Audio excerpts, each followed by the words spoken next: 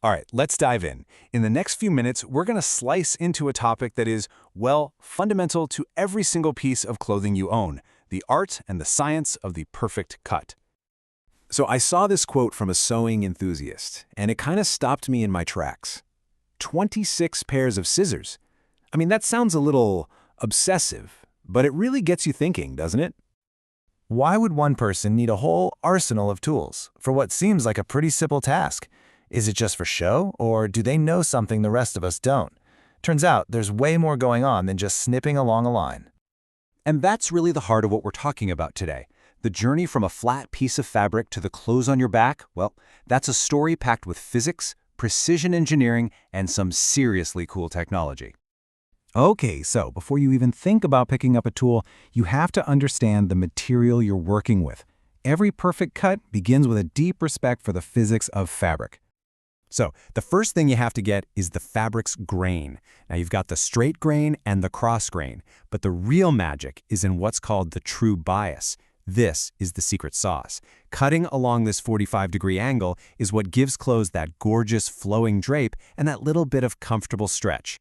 But here's the catch. The very thing that makes a bias cut so amazing, that elasticity, is also its biggest weakness. The moment you cut it, that edge becomes super unstable. You could pull it out of shape permanently just by looking at it wrong.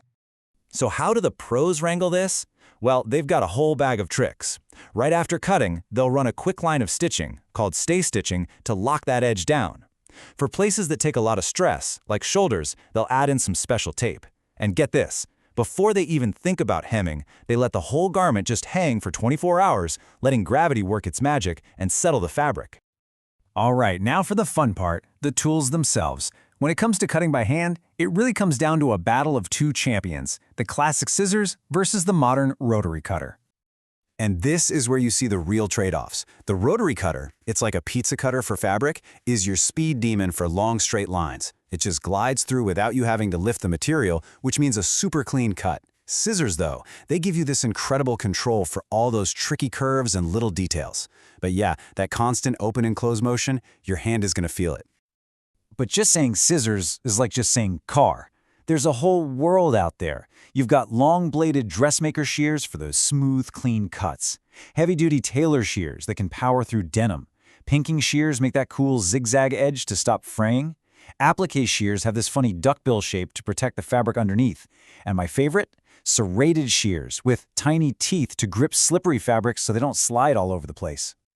And listen, if you're using a rotary cutter, the tool itself is only half the battle. You absolutely need a good, self-healing cutting mat. It's not just an accessory, it's essential. It saves your blade, saves your table, and makes sure your cut is smooth.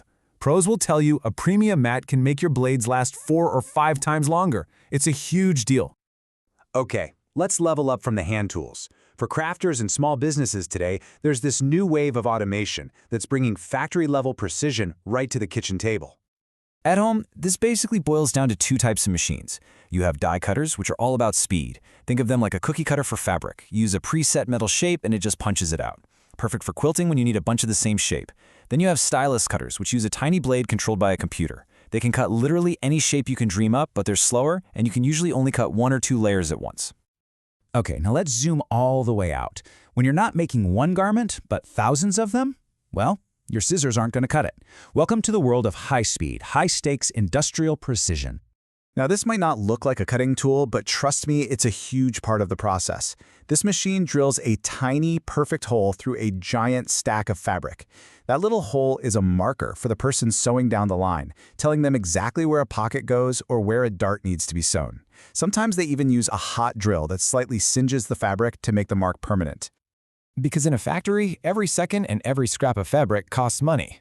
Efficiency is king. And the technology that makes it all possible is computer numerical control, or CNC. Basically, it's just really smart software telling a machine exactly how to cut to save time and material. The real workhorse of the industry is the CNC knife cutter. Just picture a giant automated blade, guided by a computer, slicing through a stack of fabric that might be hundreds of layers thick. And it does it with insane speed and accuracy. The software even figures out the perfect way to lay out all the pattern pieces to waste as little fabric as possible. Okay, but even the sharpest blade leaves a raw edge, right? And for some fabrics, that means one thing: fraying. So for synthetics, or really delicate lace, you need something smarter, a cut that actually finishes the edge as it goes. Enter the laser cutter. This is so cool. Instead of a physical blade, it uses a super-focused beam of light that literally vaporizes the fabric. The heat from the laser melts and seals the edges of synthetic fibers instantly. No fraying, ever. Plus, it lets you create these incredibly intricate designs that a blade could just never manage.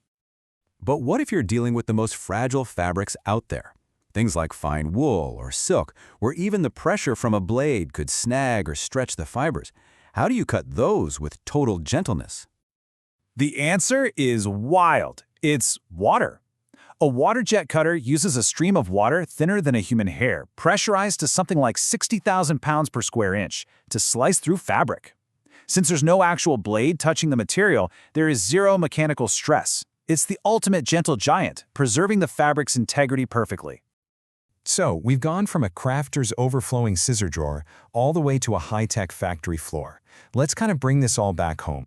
Whether it's someone carefully guiding a pair of shears around a curve, or a massive CNC machine slicing through 100 layers at once, the goal is always the same. It's about respecting the material and making that one single perfect cut that sets the stage for everything else. So the next time you put on a shirt, just think about that first step, that invisible line where an idea became a real thing. We've seen this incredible evolution, from scissors to lasers to water, all chasing that one perfect cut. And it just makes you wonder, what's next? Thanks for joining me.